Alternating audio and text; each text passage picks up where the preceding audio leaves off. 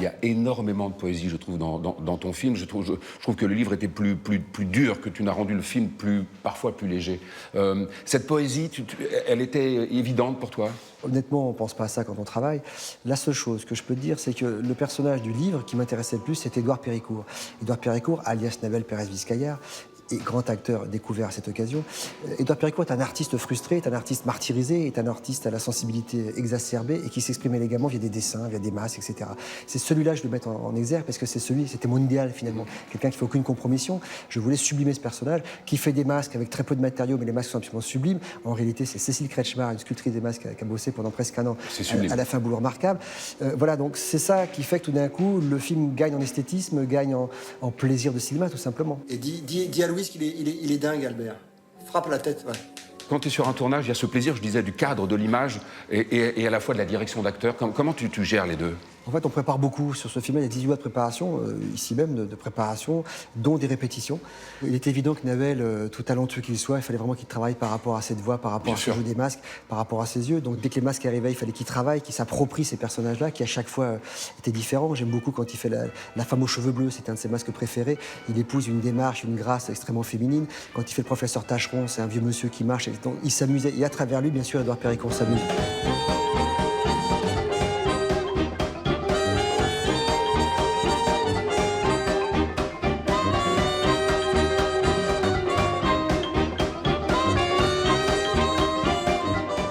Au revoir. Puis tu reviens, tchac, pendant tu as le bout, tu t'arrêtes. Ouais, c'est clair. Encore une? Je me suis entraîné un peu en danse, dessin, piano, etc. Des choses pour être un peu nourri de l'univers artistique du personnage. Parce que c'est un vrai artiste, ce mec-là. Et parce qu'il ne peut quasiment pas parler, en tout cas beaucoup moins que les autres personnages. Ouais.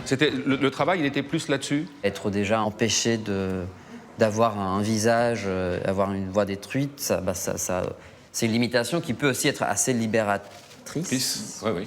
Mais du coup, ça demande un peu de travail parce que nous, on est un peu, les comédiens, des fois, on est un peu trop gâtés par le regard, par les mots.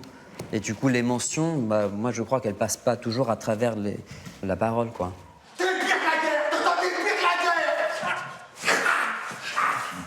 Là aussi, les répétitions t'ont beaucoup aidé à trouver le personnage ou tu l'as trouvé quasiment les premiers jours du tournage? Non, ça m'a aidé. Au début, j'y allais un petit peu à reculons aux répétitions parce que j'avais cette espèce de réflexe un peu bête de me dire qu'on allait altérer le naturel, le spontané.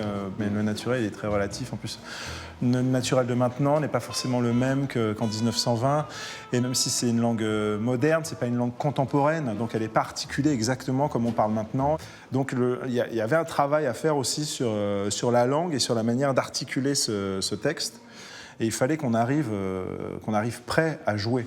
On va en faire une toute dernière.